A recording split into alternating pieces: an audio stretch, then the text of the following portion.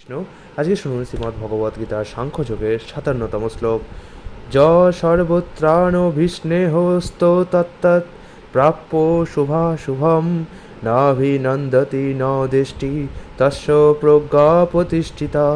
অর্থাৎ জড়জগতে যিনি সমস্ত জড় বিষয়ে আসক্তি রহিত, যিনি প্রিয় বস্তু লাভে আনন্দিত হন না এবং অপ্রিয় বিষয়ে উপস্থিত হলে দেশ করেন না, তিনি পূর্ণ জ্ঞানে প্রতিষ্ঠিত হয়েছেন।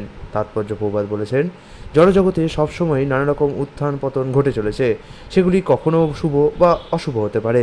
যিনি এই ধরনের উত্থান পতনে বিচলিত হন না, যিনি ভালো মন্দে প্রভাবিত হন না, তাকেই কৃষ্ণ ভাবনায় অবিচলিত বলে বিবেচনা করতে হবে। মানুষ জড়জগতে থাকলে সবসময় শুভ অশুভ নানা সম্ভাবনা থাকে, কারণ জড়জগৎটাই এই দ্বন্দ্বভাবের দ্বারা প্রভাবিত।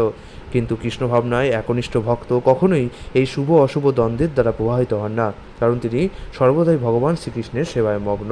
ভগবান শ্রীকৃষ্ণের প্রতি এই অনুরাগের ফলে তিনি জড় ইন্দ্রিয়ের প্রভাব থেকে মুক্ত হয়ে বিশুদ্ধ অপ্রাকৃত অবস্থায় অধিষ্ঠিত হন, যাকে পরিভাষায় বলা হয় সমাধি। হরে কৃষ্ণ।